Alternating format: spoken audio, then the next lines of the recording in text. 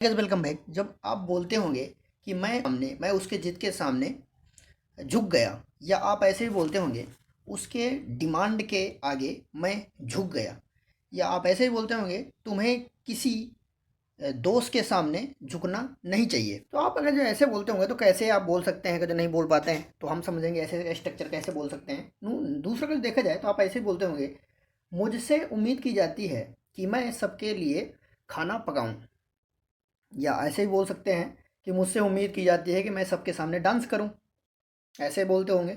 या ऐसे भी आप बोलना चाहते होंगे कि मुझसे उम्मीद की जाती है कि मैं उसकी बात मानूं। ऐसे ऐसे सेंटेंस आप बोलना चाहें तो कैसे बोल सकते हैं, समझेंगे।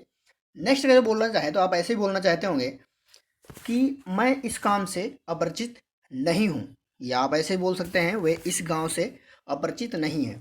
ऐसे जो सेंटेंस आप बोलना चाहें तो हम अलग अलग स्ट्रक्चर का यूज करते हैं, अलग अलग कॉन्सेप्ट होते हैं, तो हम समझते हैं। हमने कुछ एग्जाम्पल लिखे हैं, इसके माध्यम से हम समझेंगे। सबसे पहला आपका एग्जाम्पल है दे सकम टू दियर फैमिली सिचुएशन। इसमें देखा जाए तो हमने यूज किया है, सबसे पहला का जो स्ट्रक्चर है जो हमने शकम टू का यूज किया है।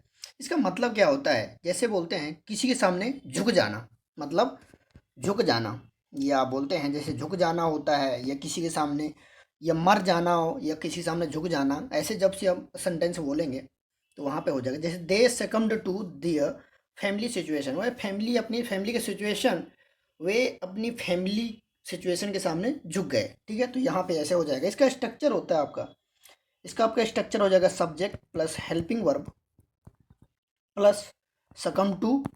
ठीक है, सकम्ड टू ये पास्ट में होता है। इसके बाद में आपका जो भी आपका अदर वर्ड होगा वो भी लगाएंगे। ठीक है, तो आई होप आपको समझ में आएगा। नेक्स्ट लिखा है सी सकम्ड टू इलनेस, वह मतलब कमजोरी के सामने झुक गई, तो ये हो जाएगा। नेक्स्ट लिखा है C is expected to make tea for everyone. यहाँ पे जैसे एक्सपेक्टेड टू होता है, इसमें होता है कि किसी से मतलब उम्मीद की जाती है, जैसे किसी से उम्मीद की जाती है कि वह इसके यह काम करे या वह उसकी बात माने, किसी से मतलब एक्सपेक्टेशन करना। तो यहाँ पे एक्सपेक्टेड टू का हम यूज करते हैं। तो यहाँ का इसका स्ट्रक्चर देखा जाए तो इसका स्ट्रक्चर जो सब्जेक्ट हो जाएगा, फिर हेल्पिंग वर्ब जो हो जाएगा। इसमें जो पहले वाला स्ट्रक्चर में है यहाँ पे हेल्पिंग वर्ब लगाना चाहे लगा सकते हैं, लेकिन जब एक्सपेक्टेड टू होता है, सकम्ड टू होता है, तो यहाँ पे सकम्ड पास्ट का सेकंड फॉर्म लगा है, तो इसलिए यहाँ पे हमने इसको हम काट सकते हैं। ठीक है, क्योंकि यहाँ पे जो सेंटेंस है तो इसमें अलग बना है। ठीक है, तो आप ऐसे यूज करिएगा, यहाँ पे हेल्पिंग वर्ब मत लगाइए, इसलिए यहाँ पे दे के बाद में हेल्पिंग वर्ब नहीं लगा है। थर्ड नंबर का जो लिखा है C is expected to make tea for everyone, उससे एक्सपेक्ट किया जाता है कि वह सबके लिए चाय बनाए। तो यहाँ का हो जाएगा subject plus helping verb plus expected to plus इसके बाद हो जाएगा आपका वर्ब का first form plus other word. ठीक है, ये हो जाएगा। नेक्स्ट लिखा है I am expected to follow school rules, मुझसे एक्सपेक्टेशन किया जाता है कि मैं स्कूल रूल फॉलो करूं। ठीक है, तो यहाँ पे हम लोग सब्जेक्ट हो जाएगा, हेल्पिंग वर्ब लिखा है, एक्सपेक्टेड टू लिखा है, तो उसके बाद फॉलो, फिर स्कूल रूल्स। ठीक है, नेक्स्ट लिखा है, लास्ट लिखा है I am no stranger to this work. Stranger का यूज मतलब क्या होता है, स्ट्रेंजर टू का यूज होता है, नो स्ट्रेंजर टू का यूज होता है।